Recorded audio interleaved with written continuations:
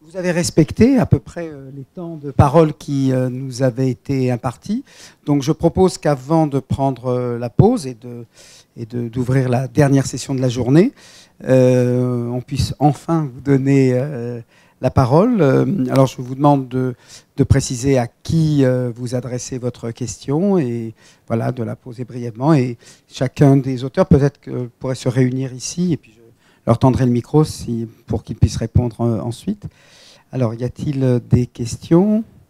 Vous pouvez les poser en hébreu, en français ou en anglais, selon votre préférence. C'est une question plus générale qui ne concerne pas un exposé en particulier.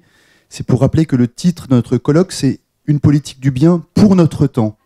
Et que dans la présentation, il y avait marqué « Il portera sur l'actualité de la pensée sociale et politique de Simone Veil ».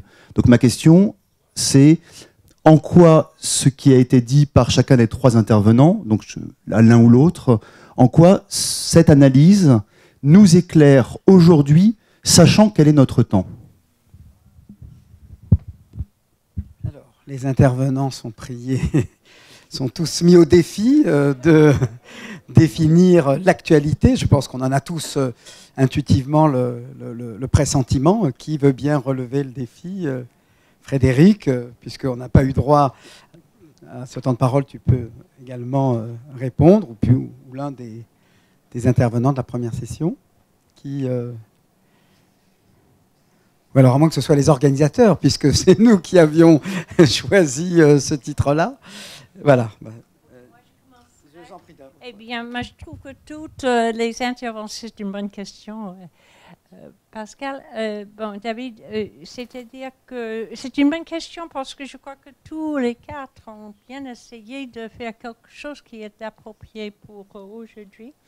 Bien, moi, je trouve que la force, c'est un problème horrible pour aujourd'hui et c'est un problème pérennial.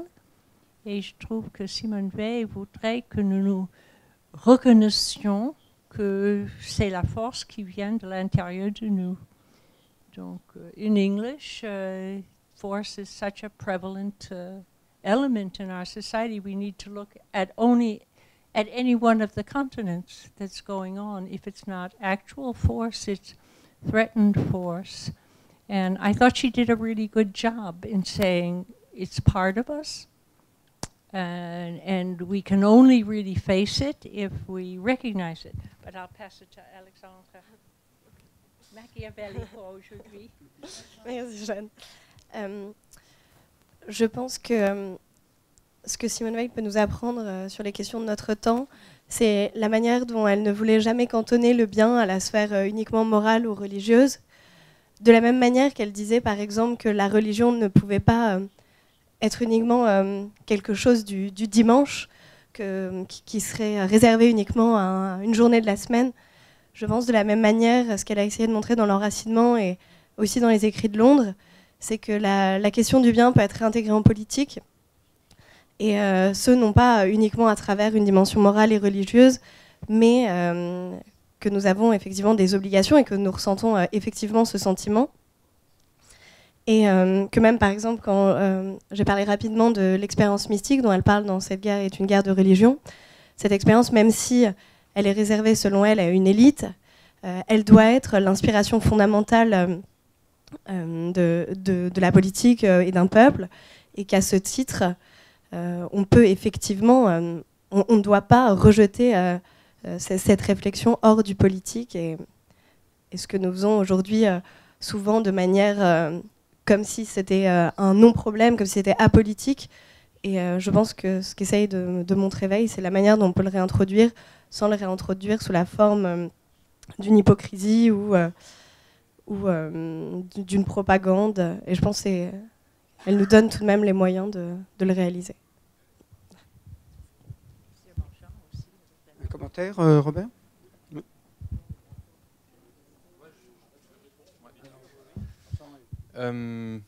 Pour ma part, la question de la seconde réalité, je pense, peut être assez facilement actualisée.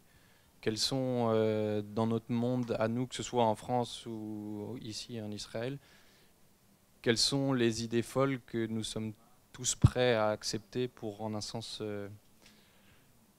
pas voir la réalité qui se passe vraiment. Je pense que je dirais ça. Et aussi, quelles sont les actions, quels sont les milieux qui permettent de recréer des médiations, retrouver des médiations. Alors c'est une question que je vais adresser à Frédéric Worms, et je sais que ce que je vais dire ne le surprendra pas. Tu as dit, c'est une question à propos du déracinement proprement juif. Tu as dit, je te cite, j'espère que je te cite correctement, déracinement proprement juif consiste à être totalement du côté du surnaturel. Ils sont coupés du naturel. C'est ça? Ça te paraît? Sur cette phrase-là. Je suis un peu intrigué, si tu veux, parce que je ne crois pas que les Hébreux soient, pour Simone Weil, totalement du côté du surnaturel, puisqu'elle dit, ce sont des formules qu'on trouve dans les cahiers, les Hébreux ont un Dieu naturel, les Hébreux ont un Dieu lourd, les Hébreux ont un Dieu national. Donc, sans cesse, elle dit qu'il n'y a pas de spiritualité chez les Hébreux, ou chez les Juifs, ou dans le judaïsme, et qu'en fait, il y a toujours une pesanteur, ou naturelle, ou sociale, qui fait qu'il ne distingue pas les deux ordres, du surnaturel et du naturel, ou du surnaturel et du social, mais qu'il les mélange. Au fond, ils mélangent les genres et ils abaissent le surnaturel.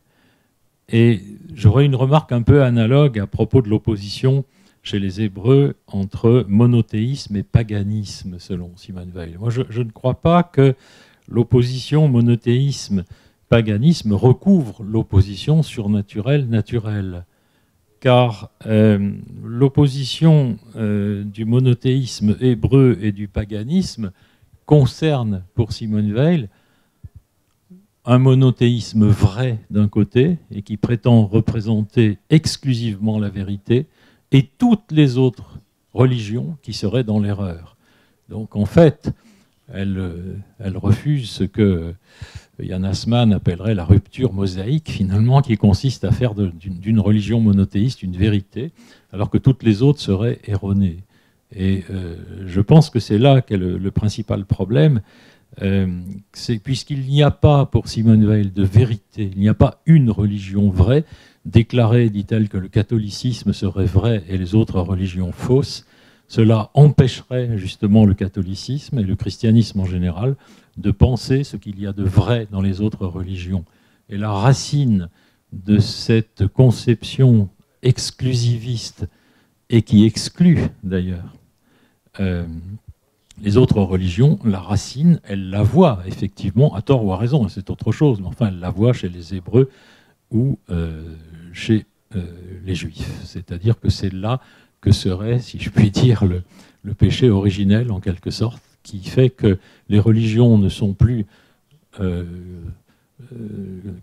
ce qui est essentiel dans les religions, ce n'est plus l'amour, mais la vérité et l'erreur. Et si on introduit ces notions dans la réflexion, alors on est perdu. Merci. Je ne sais pas si on a le temps d'une discussion approfondie là-dessus. Ce que je voudrais souligner, c'est que j'ai commenté une phrase comme exemple d'un argument qui en effet tranche avec les autres arguments contre les Hébreux chez Simone Weil. Et dans cette phrase, c'est bien ce qu'elle dit. Elle dit que les Hébreux ont coupé la vie religieuse de la vie profane et ont accusé les autres d'être des païens, justement. Et donc c'est eux qui ont constitué cette opposition du monothéisme et du paganisme qui, d'après elle, justement, est fausse, en fait. Donc ça correspond à ce que tu dis. Pour elle, il y a des préfigurations et les Hébreux auraient coupé. Et c'est vrai que j'avais prévu de faire mon exposé n'était pas sur Simone Weil et sur son antisémitisme dans son ensemble, mais sur le rôle qu'elle fait jouer au déracinement et à l'enracinement. Dans ce texte-là, elle utilise le déracinement pour mettre les Juifs, curieusement, du côté du surnaturel. Mais il y a évidemment beaucoup d'autres textes où elle dit l'inverse. En fait, elle dit les deux. Ils peuvent être soit totalement naturalistes, soit totalement surnaturalistes, Mais ils ne sont jamais dans la conjonction des deux qui doit attendre le Christ.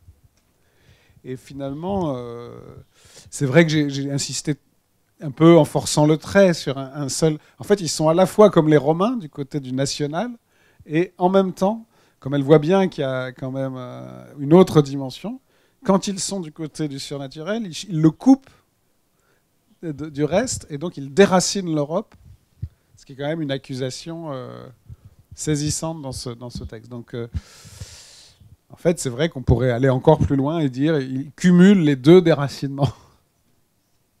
Et ça rend son anti-hébraïsme 2 fois violent, 2 fois radical. Voilà. Donc, effectivement, c'est vrai. Merci de cette précision. Et effectivement, de l'autre précision, par contre, là-dessus, je pense qu'on est vraiment d'accord. Effectivement, pour elle, il n'y a pas cette coupure monothéisme et paganisme. Elle l'attribue dans ce texte aux Hébreux. Elle ne la prend pas à son compte. I don't have a direct question. I have more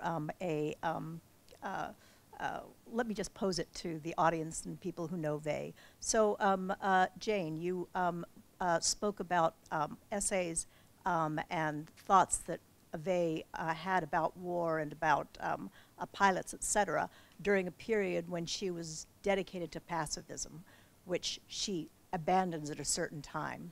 So while it's totally understandable to ask questions such as who has the right to, as you said, who has the right to tell these men, Rivière, what to do? Who has the right to tell them what is important? Who has the right to mold these people? But if you turn Rivière from someone who is working for a company and trying to get a revenue back for the owners of the company, the actionnaire, if you turn that into someone who's an officer in the army, especially in a war such as what was going to break out in a couple of years, there is a collectivity. Individuals do not win wars. It's collectivities who work as a mass, and huge masses of human beings. Do you think she would have changed these ideas toward this kind of authority structure when she turned away from pacifism toward a knowledge that the war would have to be engaged? I also just, if people can remind me, when I think about soldiers and fighting in her works, I think only of individuals that she mentions. For example, when she writes in L'Enracinement that if an invasion came, every single member of that society, children, women, old men, and young men, should be fighting to make sure that their country did not get invaded. But those are individuals who work. And so I wonder if you think the ideas that she put forward in that book would have held up to her political convictions later on. Mais c'est une très bonne réflexion parce que je crois que c'est exactement ce que la lutte qu'elle avait. Il faut avoir une hiérarchie, il faut avoir une autorité, mais à quel point? Et tu te rappelles, là, avant de se lancer, même contre l'ennemi dans la Deuxième Guerre mondiale, alors elle essayait de dire, bon, comptons, qu'est-ce qui sera perdu? Est-ce qu'on peut faire un équilibre, faire une balance pour compter tout le dégât avant que nous nous y lançons? Mais voilà, puisqu'elle était pour les personnes qui réfléchissent, elle voyait dans ces situations où il y a une autorité ou bien une compagnie ou bien un pays où on est tellement formé. Voilà, après, si on ne demande pas les questions avant et tout est contre demander les questions, c'est trop tard après parce que dès que le sang coule, alors ça devient une divinité. Il faut continuer à lutter. Nos morts insistent.